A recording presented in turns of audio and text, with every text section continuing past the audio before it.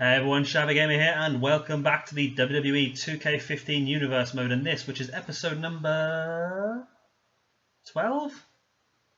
Hang on, let me think. 11, episode number 11 of WWF Attitude's Raw is War. As you can see, next week we do have our third pay-per-view, No Mercy, so we are still building up to that. Let's have a look at tonight's card. We're going to start off with a Tornado Tag Team Extreme Rules match as Edge and Christian take on the Acolytes. In match 2, we're going to see Batista take on the King of the Ring, R-Truth. And remember, R-Truth, as the King of the Ring, will get an Intercontinental Championship match at No Mercy against Randy Orton, who will be at ringside.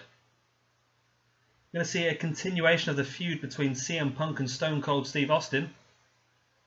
As well, we're going to see the continuation of the feud between The Rock and Hollywood Hulk Hogan, and this is going to be an Extreme Rules match. And then our main event this evening will see Shawn Michaels, the current WWF Attitude Champion, take on The Undertaker again in an Extreme Rules matchup. So without further ado, let's get straight into our first match. So as I said, our first match will be Edge and Christian taking on the Acolytes, John Bradshaw Layfield and Farouk in an Extreme Rules Tornado Tag match. And we are underway. I just realised actually, as that was loading, we haven't actually named #1 contenders for the Tag Team Championships yet. Remember, the current champions are Kevin Nash and Scott Hall. They won the belts at the very first pay-per-view we did, which was Judgment Day? I think it was Judgment Day. But since then, they've held the belts for quite a long time. Harlem Heat had the opportunity at King of the Ring and were defeated. As it looks like JBL might be the first person to grab a weapon. He has pulled a chair up, but Christian catches him. Yeah, both these teams done well in the last couple of weeks. Victory here. I'm not going to make this a #1 contenders match of the Tag Team Championships, but a victory here may very well get you involved in a #1 contenders match next week. We'll have to have a look and see who is at the top of the rankings at the moment, or if you guys have any preferences for who you'd like to see take on Kevin Nash and Scott Hall at No Mercy. Let me know in the comment section below. As JBL has the ring steps, and now Christian catches the ring steps in the side of the head. And now JBL just attacking Christian with his ring steps, really doing some damage. Farouk's in control, and now Farouk's got the whole of the other set of ring steps, but he puts him down. The Acolytes just dominating the match with these ring steps, but now Edge and Christian look to be cutting some control back.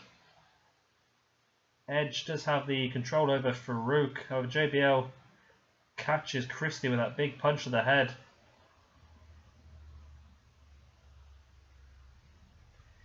I just realised this match is quite interesting. I think both these teams have been involved with the Ministry at some point in the time. Obviously, the Acolytes were part of the Ministry, and correct me if I'm wrong, but I'm pretty sure Edge and Christian's part of the Brood were part of the Ministry as well. Something I've said in my previous videos, I'd love to be able to create larger factions. That'd be one of the things I'd love for them to put into 2K16. So obviously, if you're recreating somebody like Bullet Club, you've got like 10 members and the game locks you in at 5. Also, it'd be great to be able to make a faction-wide manager as well, so you don't have to keep manually inputting them all for all the matches. Say, for example, in the current day roster, a bit of a spoiler here, but the current day roster, we are slowly bringing back into it the Ministry. And say if I could lock it in so Paul Bearer was the manager for every single match involving anyone in the faction, I think that would be a great addition to the game.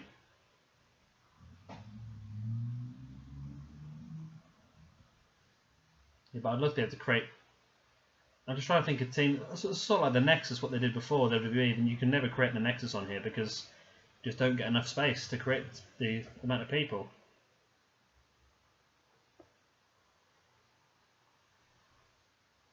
JPL just throwing Edge up the ramp.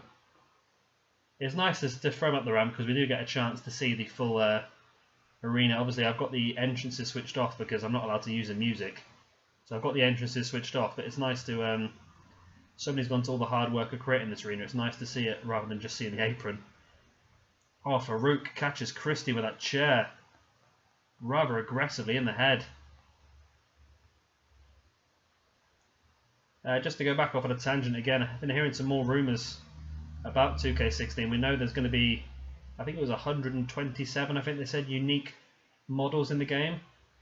And there have been rumours that could be Monday Night Wars based. That'd be great. That'd be great for me, especially creating videos like this. If we start off with a decent sized ECW, a decent sized WCW, and obviously a retro WWF and the current day WWE, that's 4 of the rosters sorted already.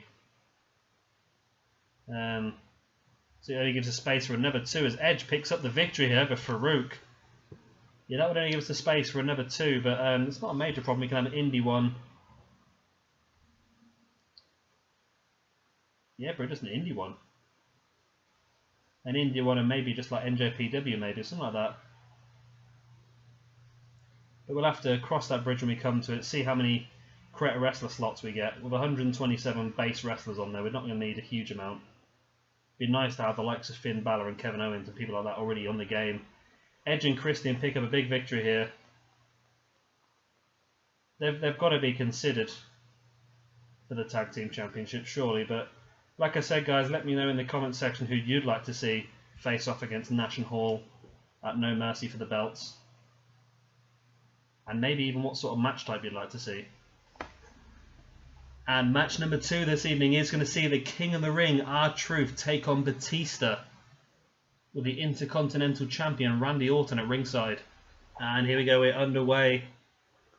Remember, as I've already said, R-Truth will be facing off against Randy Orton at No Mercy for the Intercontinental Championship. Part of being the King of the Ring earned him that right. However, tonight, Randy Orton is leaving it to his good pal Batista to try and weaken R-Truth somewhat, and I'm pretty sure Batista is more than capable of doing that. Batista going for the early pin, not even a 1 count though. And now here he goes now with a chop to the back of the leg. Randy Orton likes that. I'm pretty sure Randy Orton can defeat R-Truth. What was I saying that? I was pretty sure that Eddie Guerrero and I was pretty sure that Edge and all these guys were going to come out on top of R-Truth, but I'll give him his dues. R-Truth earned his place here. Obviously picking up the momentum as he went along. I didn't even think R-Truth, I think he beat Chris Jericho in his qualifying match. And then I think he defeated Eddie Guerrero and I think he defeated Edge. The 3 guys that I had down as favourites to win the competition, R-Truth beat them all. Rake to the eyes by Batista. To be brutally honest, I was just literally using R-Truth to make up the numbers in that King of the Ring competition. Backbreaker by Batista. And now just the punches to the face of R-Truth. We've not used Batista a hell of a lot in this universe mode so far as well. Maybe we can look at involving him in a feud next month after No Mercy. The obvious feud, I think, would be the Undertaker. Them two had a great feud, but let me know if there's anyone you'd like to see. Maybe even Brock Lesnar, the Animal versus the Beast. That's a possibility. Batista going for the pin after the big spine buster, 2 and 3, and there it is. Batista defeats the #1 contender for the Intercontinental Championship, R-Truth, and the current King of the Ring. He went for that spine buster there, and R-Truth managed to reverse it into that DDT, and it's going to cut out the actual spine buster he hit. But either way, Batista victorious here. There's R-Truth, the Intercontinental Champion. Very happy with the work that Batista's done. As you can see, Truth is not in the best condition. Holding his ribs. Referee checking on R-Truth. Has Batista managed to weaken Truth enough? Or has Truth got enough time to recuperate before the No Mercy pay-per-view next Sunday? And match number 3 this evening is CM Punk taking on Stone Cold Steve Austin. And here we go.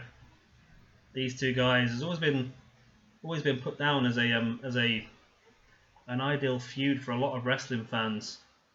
Obviously they're a generation apart and Austin's knees have given him up on him now. However, the wonders of this game allows us to create feuds like this. think we saw a couple of weeks ago, we saw Punk and Austin take on each other in a submissions match, which lasted, must have been for a good 15 minutes. It was a hell of a lot of finishes. And finally, I think Punk came out on top. It's been 2 or 3 weeks since I recorded that. I can't quite remember now who came out on top, but I think last week these two guys actually teamed up together. Punk going for the early pin off that tornado DDT, only for the 1 count though. Obviously, this feud will culminate at the No Mercy pay-per-view next week,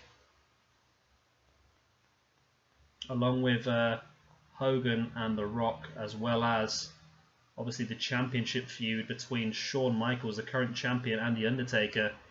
We'll see both Shawn Michaels and Taker face off tonight, as well as The Rock and Hulk Hogan. Is Austin walking out here? Austin's left the ring. And there he goes, walking up the ramp. Austin's walking out on CM Punk here. I've got no volume, so I've got no idea what the referee's counted up to here.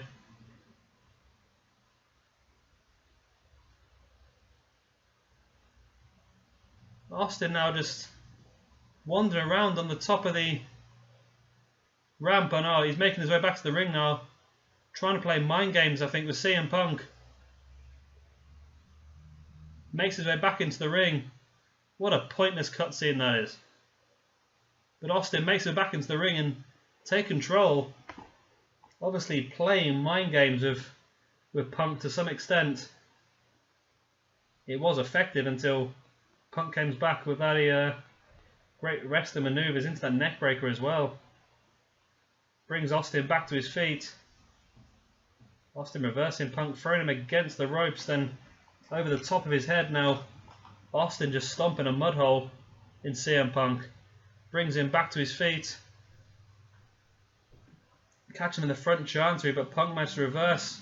Right over the top of that tornado DDT, and I think Austin's been busted open. Yes, he has. Austin's busted open, and CM Punk picks him up for the GTS and hits it. Austin's down. Austin's out. 1, 2, 3, and a big victory here for CM Punk. Stone Cold Steve Austin trying to play mind games. It backfires, and this was the point where Austin was busted open, I believe. And then obviously it cuts out the finisher maneuver, as the game always does, because obviously a finisher maneuver is not a highlight, obviously. But a big victory here for CM Punk against Stone Cold Steve Austin.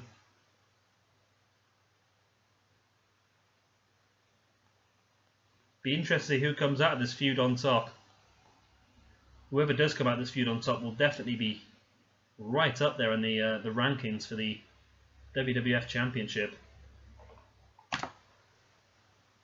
And match number 4 this evening is The Rock taking on Hollywood Hulk Hogan in an Extreme Rules match.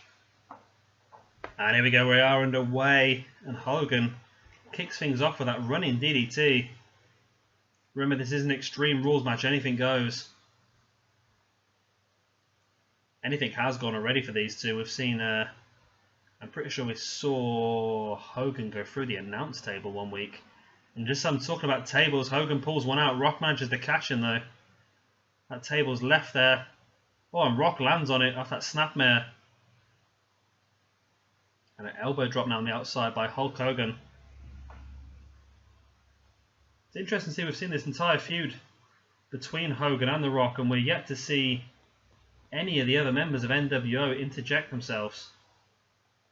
As The Rock has a kendo stick and Hogan's got his back to him while he's under the ring, trying to find a weapon of his own. And you should never turn your back on The Rock, especially when he has a weapon, as Hulk Hogan finds out there. But Hogan's straight back to his feet. And now has the abdominal stretch locked in on The Rock on the outside. This is Extreme Rules, however it's not Falls Count Anywhere, so all pinfalls and submissions must take place in the ring. Hogan with the shoulder block. Now bringing Rock back to his feet, and went for a second, but Rock managed to reverse it into that belly to belly. Now Rock hunting under the ring again, looking for some more weaponry. That he didn't realise that Hulk had made his way back to his feet. Now Hulk, I was saying, launching some strikes into the Rock, but the Rock reverses into that Boston Crab. But again, as I just said, it's on the outside. Only pinfalls and submissions in the ring count. Rock breaks a hold once he thinks he's done enough damage, but obviously he hasn't. As Hogan comes back with that running DDT on the outside again. And another running DDT. And yes, yeah, you can see from here the Rock has been busted open with that DDT. We've seen a lot of blood tonight. And now a power slam as well by Hulk Hogan. And now Hogan, I think he was going to go for some sort of fall-away slam, but Rock reverses into that stroke. I'm not sure if it's called the stroke widely, but that's what Jeff Jarrett used to call it. Jeff Jarrett. Rock runs around the ring and re-enters. Both these guys now back in the ring finally, and Rock hitting the spinebuster. Travels around the back of Hogan. I thought he might be going for the people's elbow, but he's going straight for the pin. 1, 2, 3, and that is all. The spinebuster was enough. I said the spinebuster was enough. I'm pretty sure there was a lot of kendo stick involved as well. There's a belly to belly on the outside by the Rock.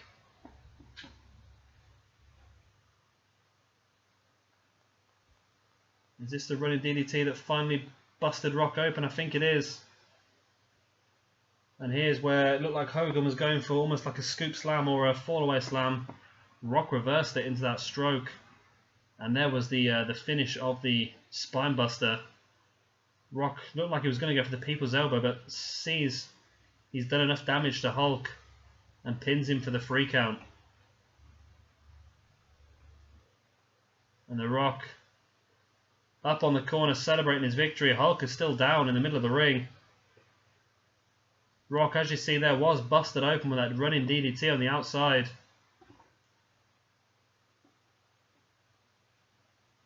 Big victory here for The Rock. Again, just gaining more momentum in this feud against Hollywood Hulk Hogan. And now we move on to our main event this evening. Another Extreme Rules match between the WWF Champion Shawn Michaels and The Undertaker. And here we go, we're underway with our main event this evening. This again is a prelude to what's going to happen at No Mercy. We will see Shawn Michaels defend his WWF Championship against The Undertaker. However, tonight is a chance for one of these two guys to build up some great momentum moving into that pay-per-view. Huge back elbow by The Undertaker. Remember again, this is also an Extreme Rules match. As we saw in the last match, anything goes. All the weaponry is available. However, any pinfalls or submissions must take place within the confines of the ring. Taker dominating the early parts of this match. And now, Shawn Michaels comes back with that belly to belly. And now just stomping to the ground. The Undertaker makes his way back to his feet. Gets around the back of Michaels, spins him around, and Irish whips him into the corner. Oh, and hitting that spinning kick. I don't know if that's necessarily an Undertaker move, but he hit that spinning kick pretty well. Excuse my coughing. Shawn Michaels on the way out to the ring. Looking for a weapon here, but Taker follows him out and catches him before Shawn can pull anything out. There's a knee to the stomach by Taker. And then that running sort of facebuster. Following up with the elbow drop to the grounded Shawn Michaels, and then a senton. What is it with this game and giving wrestlers sentons? I can't understand it. If you've seen my Throwback Thursday episode, you would have seen I think it's General Adnan. He likes a good senton every now and again. It's amazing me a little bit. There's the elbow, and now going for a bit of a leg drop on the apron. Taker back into the ring. He's got Shawn Michaels in the chokeslam, brings him up, slams him down hard. That could be all. Going for the pin. 1, 2. Oh, near 2 count. Shawn Michaels kicks out at the last second, but then Taker picks him straight back up and hits the tombstone power driver. That's got to be all. 1, 2, 3. Big victory here for The Undertaker. If this happens at No Mercy next week, we will have a new WWF champion. You see, this was an Extreme Rules match, but obviously Undertaker didn't need any weaponry to do what he wanted to do. There's that huge chokeslam on Shawn Michaels, only for a 2 count. 1, 2, and as soon as Shawn Michaels made his way back to his feet, he gets picked up in the Tombstone Piledriver and hits down head first rather hard, straight into the pin, and there's the 3 count for The Undertaker. Big victory here for Taker, and he now knows he can defeat Shawn Michaels. I think he knew that already. But the momentum going into No Mercy is definitely with The Undertaker at the moment.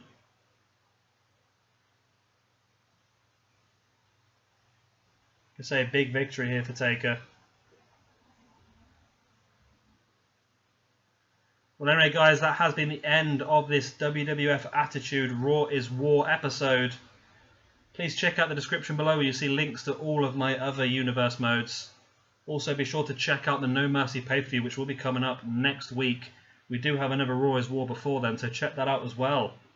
I've been Shabby Gamer, thank you very much for watching, and goodbye.